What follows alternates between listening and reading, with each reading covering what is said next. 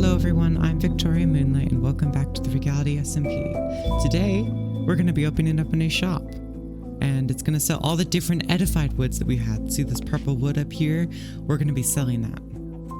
I was just about to go and record my next clip and get stuff together for the shop, but there's a thing in my mailbox. And that's not really happened before. Well, let's read it. Dear Victoria, the time has come for you to study or practice further. Begin with an ancient scroll and continue from there. It is time to open your mind to the possibilities of this world to the full extent. Be prepared for the Regals. I gotta know. Hold on. I got a similar note on the first day. See, it's the same thing. They tell me to study. I got this note on the first day. It showed up with my staff. And I just got another one. Well, I guess we should do what they say. Let's go grab an ancient scroll.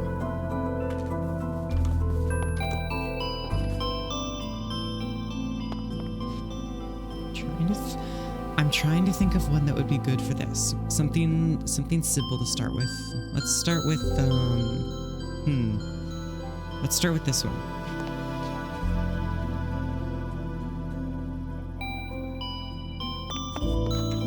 Okay.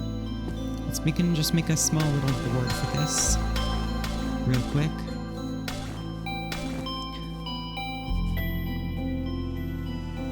Okay. I do know that if you put amethyst dust on the scrolls like these, you can see the draw pattern. Okay, let's do this. This should summon rain. Let's see what, let's actually read my book. Let's see what this does. This is summon rain.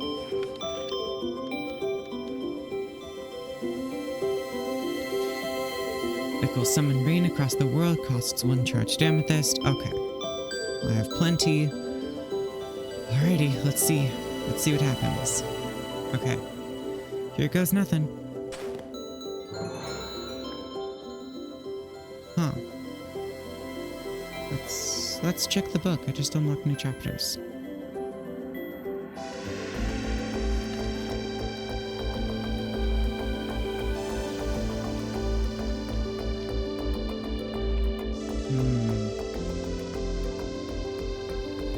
It seems that I have,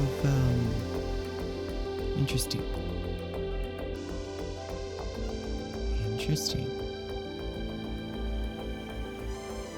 Well, it seems that I can now draw media from my own health, but other than that, nothing happened. See, look at that, Vince disparaging me in the chat. Look at that. I think, it seems dangerous to mess around with my health, but there may come a time when I need to do something like that. Let's put this away for now, and let's continue with some other stuff today.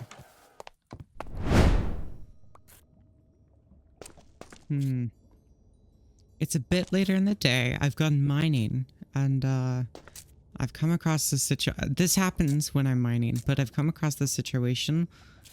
I mean, I don't have anything left on me and I don't want to go and get more. Okay, I guess I'm gonna try this. Ooh. Well, that hurt. The spell I'm trying to do is the spell called Destroy Liquid. What it does is I get a Victor and then it destroys the liquid, and I just got my Raycast mantra and it hurt. Let's see what happens. I want to finish out the spell so I can keep on mining. Alrighty, here's the final one. Let's see if anything happens.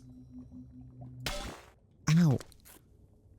It didn't do anything and it took half of my health. Ow. Let's try... I feel like I'm treading dangerous waters here. Let's try again. Let's try again. Because I want this liquid to go on. I want to keep on mining.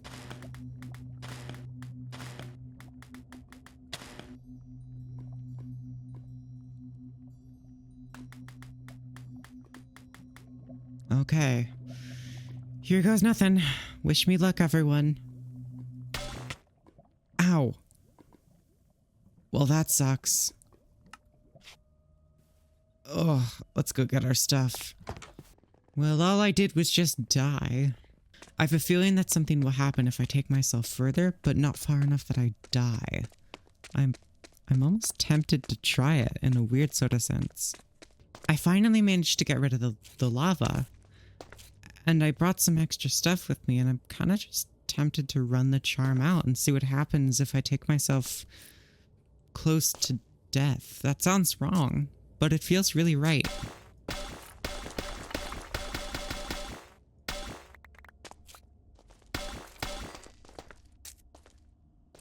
I mean, if there's one benefit from this, I get diamonds, so I'm not complaining.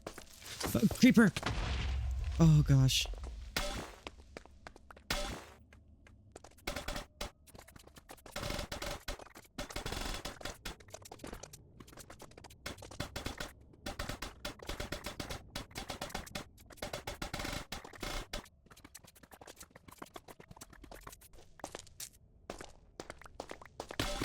Oh, ow. Ouch. Just fit. Oh, that hurt. Okay. Let's continue. I said I would. Let's do this. Come on. Ow. Ouch. Let's take it slow. Ugh. Ow. Oh, come on. We got this. We can do it, I think. We can do this. We can do this. We can do this.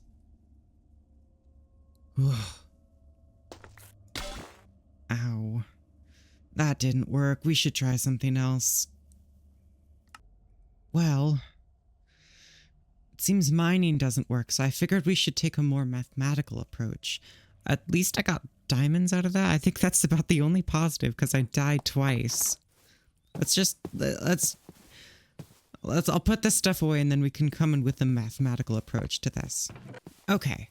If I'm getting 2 charged amethyst out of my health, we need to find something that I can easily take to about 19 amethyst dust, because 1 charged amethyst is equal to 10 dust, so that means 2 is equal to 20. I mean, I think the easiest thing would be to do a flight, right? Because it's 1 amethyst dust. Okay, let's try this out. This is myself. Let's get a bunch of different numbers, and then we can add them up to 19. That's 10. That's 5. Then we can do 1, 2, 3, 4. Okay, let's add all of these together. Okay, moment of truth, I guess. Here we go. I have no clue why I'm doing this. For some reason, it feels like it's worth it. Alrighty. Oh. Oh, it didn't quite get there. Dang it. Let's take off our armor. Okay. Let's go again. Okay. Moment of truth. We got this. We got this. We got this. We got this. Oh. It worked. It worked. I got this. Everything suddenly makes sense. We need to go try that spell again. Okay, here we are again. Whew, I have a feeling that this will work. This will work this time. I believe it will. 3, 2, 1. I have a feeling this will work. I know it will. I know this will work this time. I believe it. Okay. 3, 2, 1, go. And it rains! I've unlocked the knowledge in the scrolls. That means everything finally makes sense. That's what these scrolls were for. Each one of these is a spell with its own different effects and properties and costs, and oh my gosh, the possibilities are endless. Thank you. The Regals, they encouraged me. They unlocked my brain. I have so much more to study. Oh my goodness. I've been poking around the book and there's one of these, it's this one right here, craft file.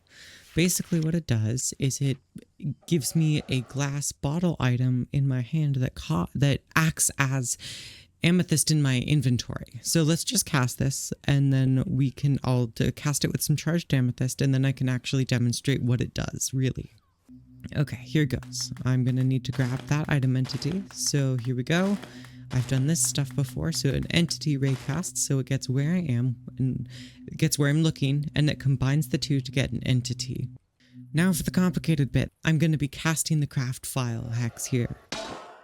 And there we go. 640 dust. This will contain 2 stacks of amethyst shards, and now I can carry this around instead of having to carry around stacks of shards or something like that, and it'll be exact too. Alrighty, glad I did that. Although I do find myself having to use this wall right here or like this wall right here or something, I'm running out of space, and I think I might have to make some sort of lab or something like that. I think I want to make it underground. I've been absolutely going crazy at the chests in here, because every single time I need to go and find something, it is a nightmare of a task. I have to sort stuff. I have to go look through. The only thing that's organized is like this area, some of this, and not even my ender chest is organized. And there's a bunch of like the chipped tables all out here. There's like shulkers and more chests out here. I'm outgrowing this area very quickly. Luckily for me, I have already prepared something, and you might see based on the direction the schematic cannon is pointed, it's very far underground. It'll connect with our elevator, and that's going to be our new area. Okay, let's set this to build, and I'll show you it when it's done. It's been more than a couple of hours, and as you can see, the schematic cannon is gone and cleared. Let's go and take a look down in the elevator. We can see there is surface. There is bedrock level, which is now -2, and -1, the Hex Lab. Let's go down and see it. I did also do a bunch of work. Part of the build is this pillar and the elevator shaft right here. Looking good. Okay. So, this part was on my YouTube community tab. If you've not been seeing my YouTube community tab, then go and see that. This is the part that was revealed. The elevator area, this little area here, the part of the elevator shaft. Now, as soon as I go over there, this door is going to open.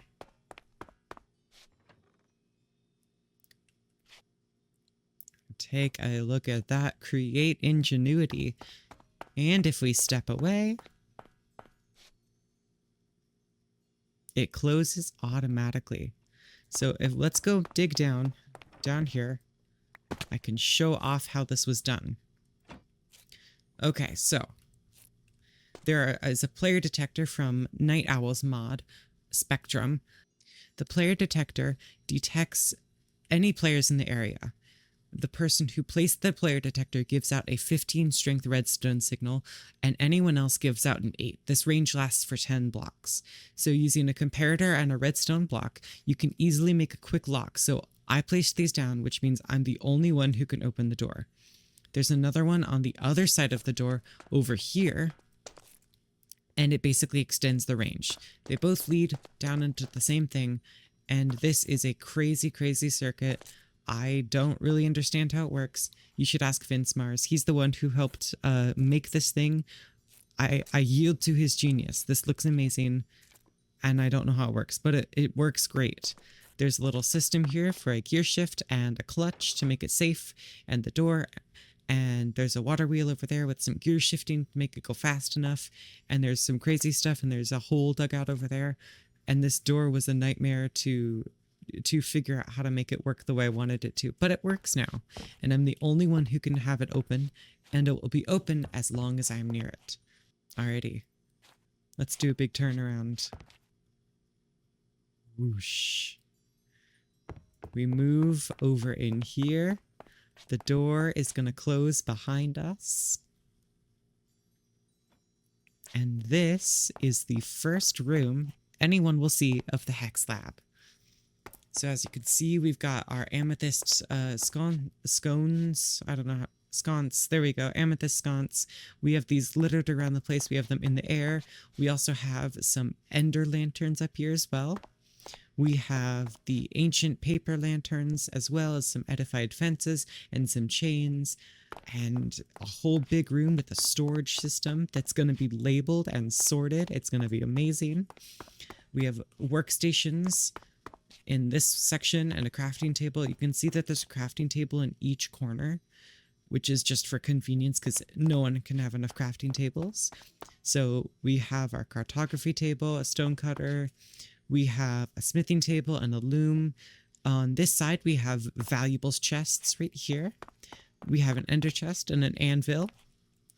We have smokers and blast furnaces. And this side is just furnaces. So this segment over here is currently blocked off. It will lead to future things. This hallway is marked by amethyst in the walls.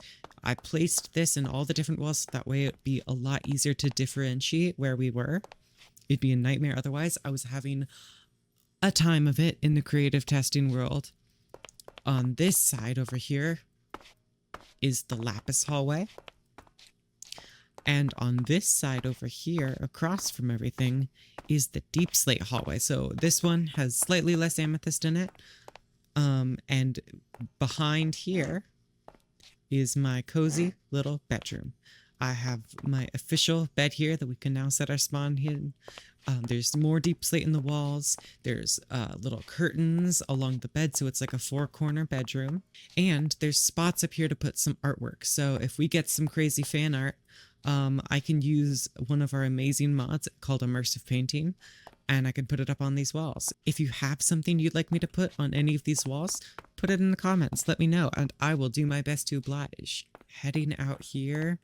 The only thing that's left to do today to make this build finished is to tidy up all the digging that I had to do.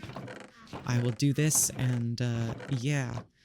Every single one of these blocks used to occupy a space in this build, because the schematic cannon did not empty out the blocks in a way that I could easily manage.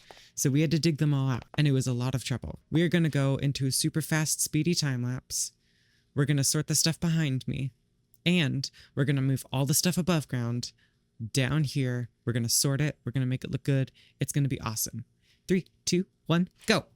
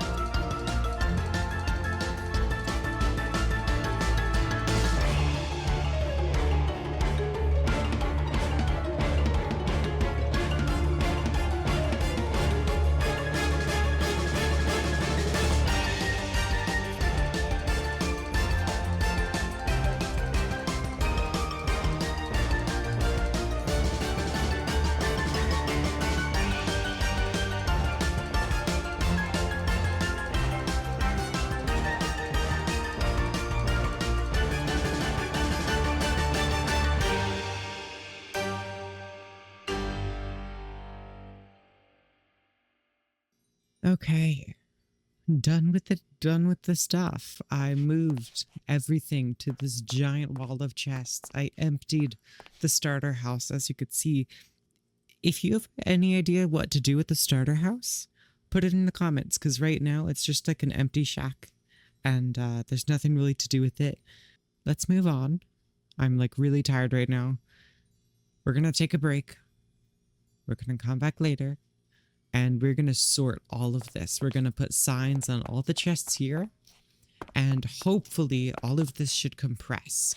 I know there are some resources in here that I can compress. And I know that there's some stuff that's going to make a lot better compression. So we got this. Let's come back later. It's been a bit.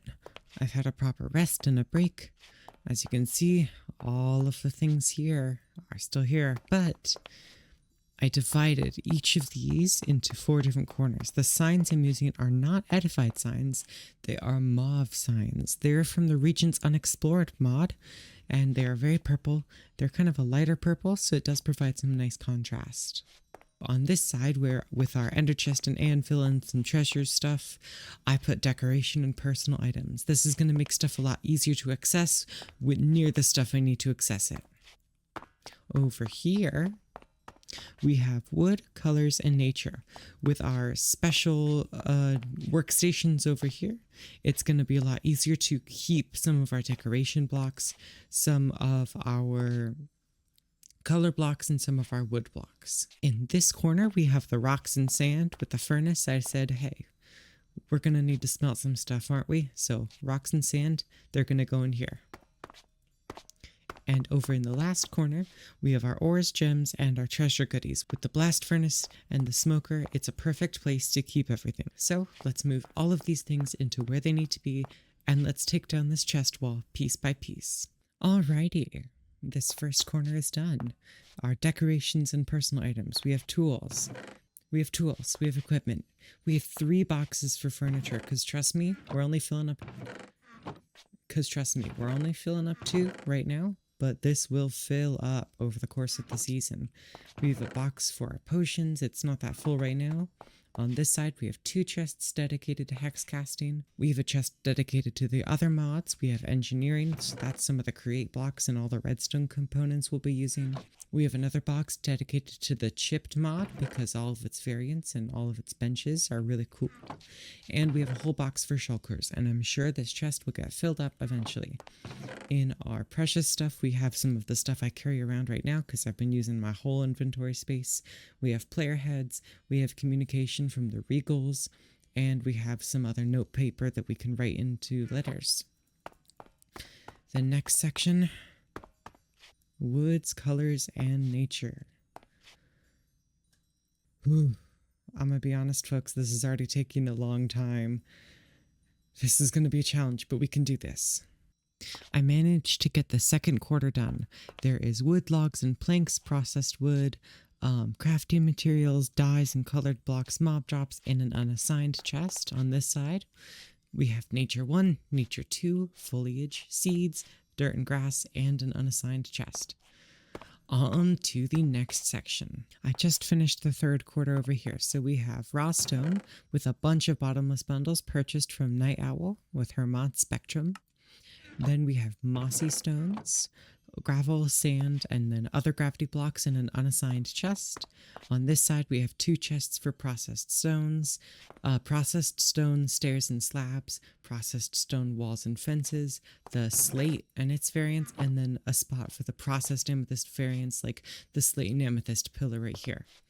This wall is slowly being chipped down, and in most of these chests, there's usually a row or less than a row of items. So basically what I'm going to do for this last section is I'm just going to tear it all down, put it where I need to, and finish out this last section while I'm at it. Let's get started.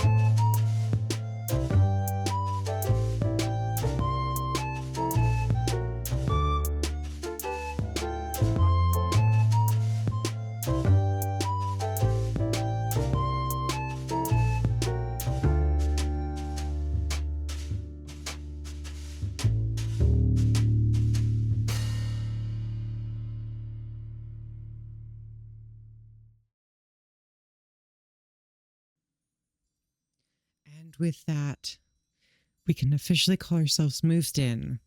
And that almost wraps up this episode.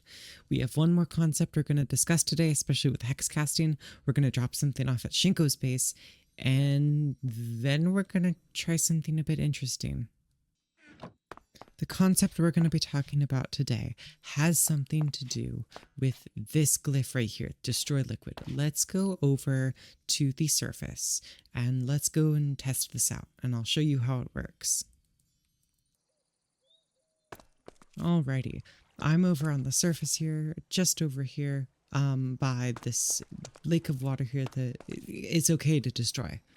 The way the destroy liquid command works is that if I give it a vector, that it will drain either a liquid container or a body of water around the given position, and it costs 2 charged amethyst, which is moderately expensive, but it's well worth it.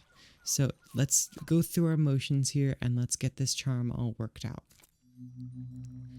Let's start off by making what's called the raycast mantra. So it takes myself right here, where my head is, then it gets the angle that I'm looking at, and then if we draw this next glyph, it'll combine the two of them into the block I'm looking at.